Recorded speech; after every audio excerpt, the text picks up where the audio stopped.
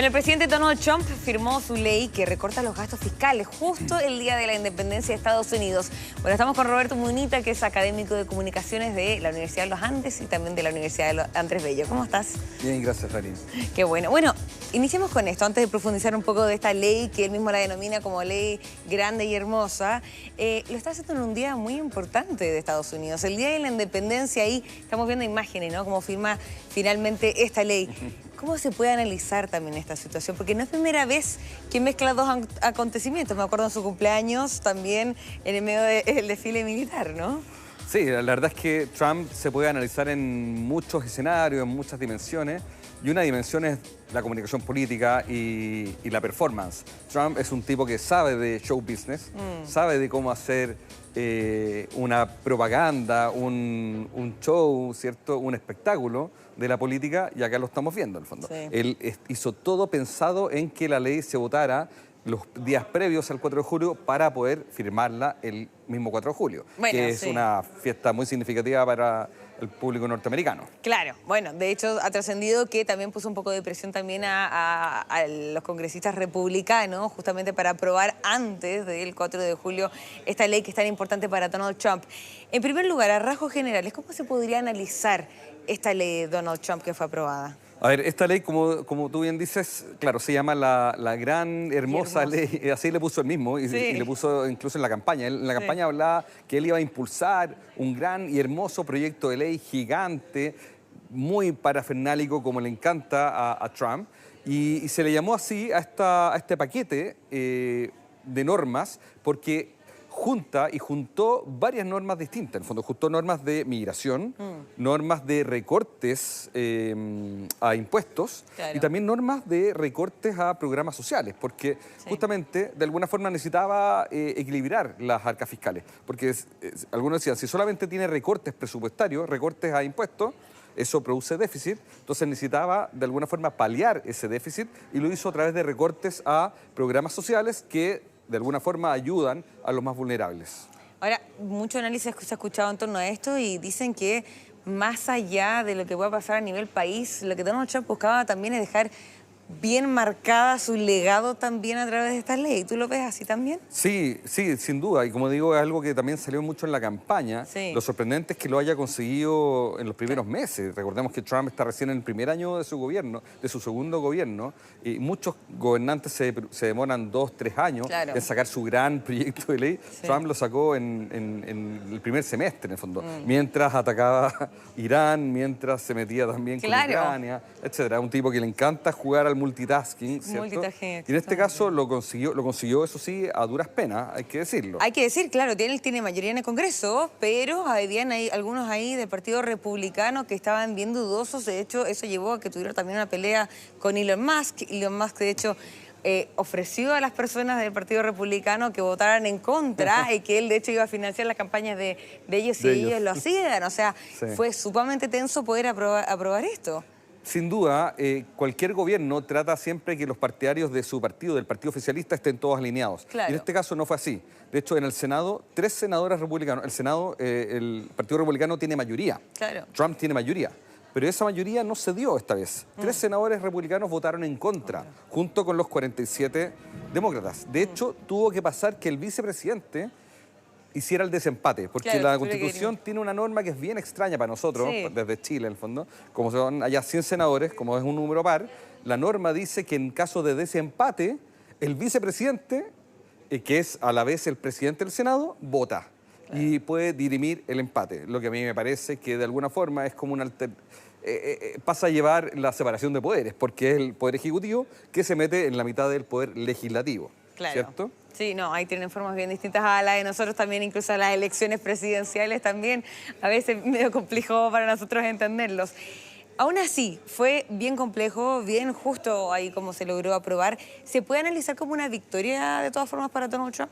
Es una tremenda victoria, es una victoria, como decía, desde la performance, desde la comunicación política, es una victoria porque se hace el 4 de julio, es una victoria porque consiguió los votos, a pesar de que algunos votos republicanos se le perdieron por ahí, pero los consiguió gracias al desempate. Es una victoria también porque le permite generar más, como dijéramos, mayor incorporar recursos a las arcas claro. fiscales. Algunos han dicho que esto no sería tan así porque efectivamente viene una rebaja de impuestos, pero con los recortes a los programas sociales se argumenta que sí llegarían esos mayores recursos fiscales, pero eso Sabrina no estado exento de críticas, porque justamente los recortes a los programas sociales afectan a los sectores más vulnerables. Claro, y bajó también los impuestos a los más adinerados, entonces algunos dicen, bueno, esto beneficia finalmente a los que tienen más recursos y perjudica a los que tienen menos recursos, ¿no? Claro, esto puede estar generando desigualdad de alguna forma. Quiero profundizar sobre eso, pero creo que uno de los más llamativos también es en torno a la política de migración.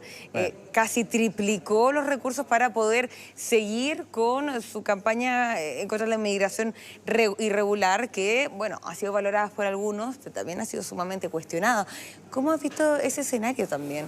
No, sin duda. Y claro, muchos se preguntaban por qué mezcla peras con manzanas en este gran proyecto de ley, en fondo, porque metió temas sociales, temas tributarios y temas de migración.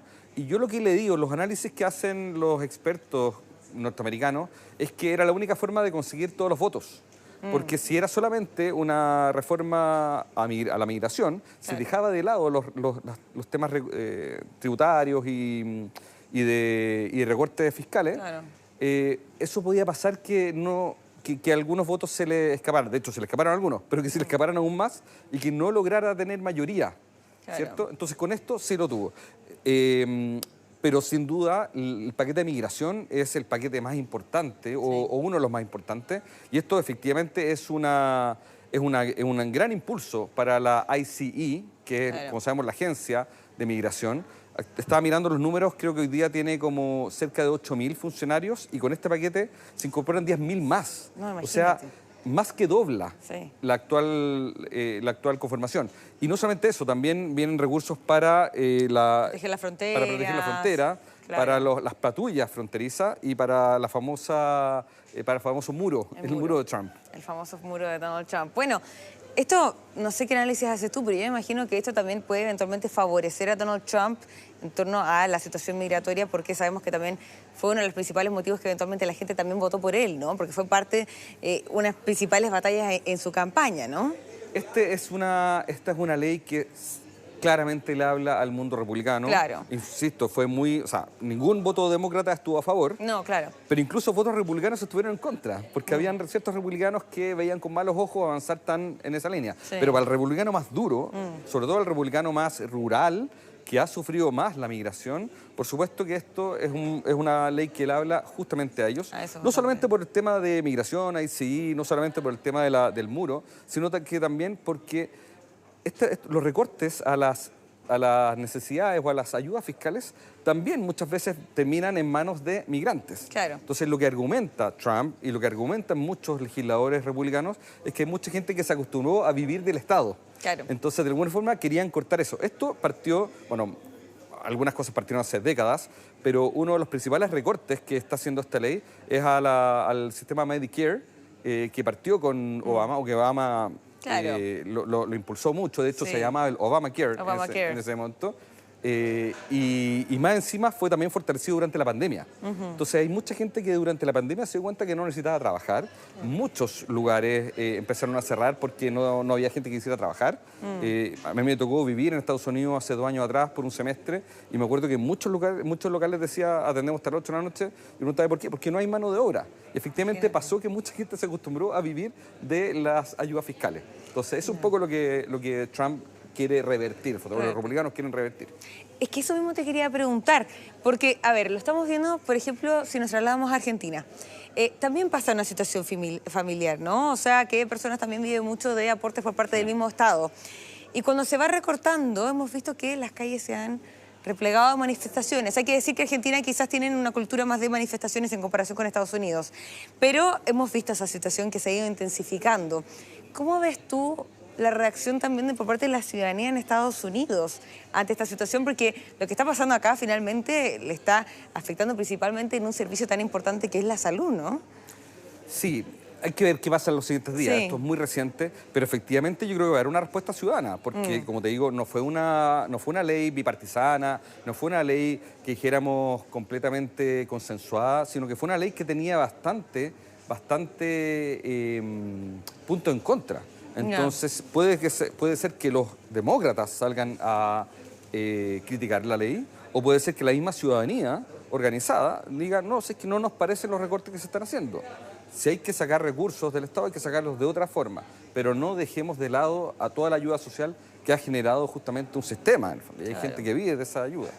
¿Cuál crees tú que va a ser la mayor dificultad que pueda tener el gobierno de Donald Trump en los próximos meses hasta que termine, ¿no? Está recién iniciando, pero hemos visto también en otros mandatarios estadounidenses que inician, promulgan algunas leyes que les faltó a veces hacer una bajada comunicacional, explicar a la ciudadanía cómo funciona y finalmente les afectó el momento de las votaciones, ¿no? En las urnas. Sí. ¿Cómo ves tú esta situación?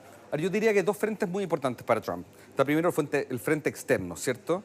El escenario internacional, Trump de alguna forma lo logró calmar un poquito con la famosa guerra de los 12 días, pero no sabemos qué va a pasar. No sabemos qué pasa con China, no sabemos qué pasa con Rusia, qué pasa con Ucrania, y no sabemos si el escenario de Israel, Medio Oriente, vuelve a enardecerse en el fondo, si Israel e Irán vuelven a tener ciertos encontrones. Eso en el frente externo, y por supuesto eso va a ser siempre un dolor de cabeza para cualquier presidente de Estados Unidos.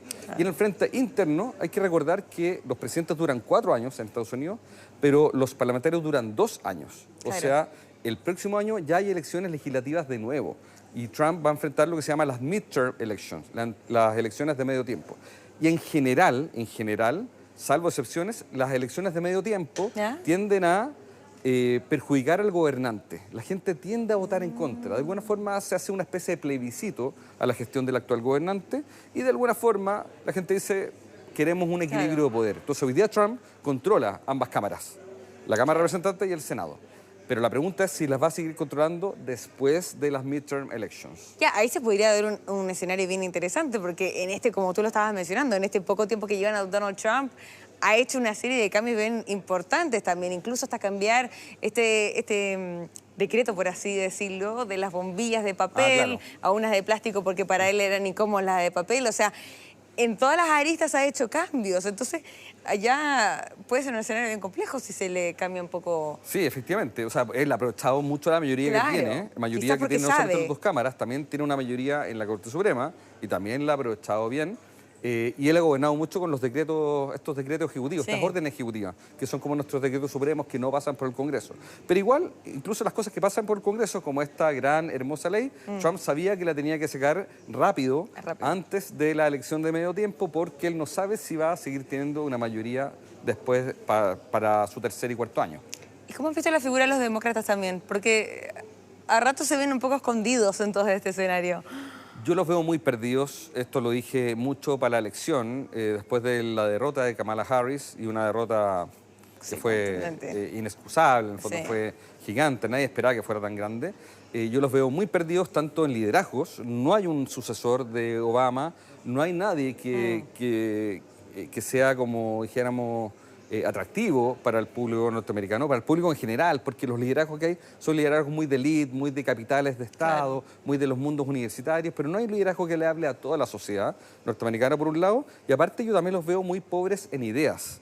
Los republicanos han renovado sus ideas, ideas que podemos estar o no de acuerdo, como estos temas de que no hay gente que tiene que vivir del Estado, que tenemos que ser más proteccionistas, que hay una amenaza exterior y por lo tanto tenemos que invertir en defensa, pero hay un relato.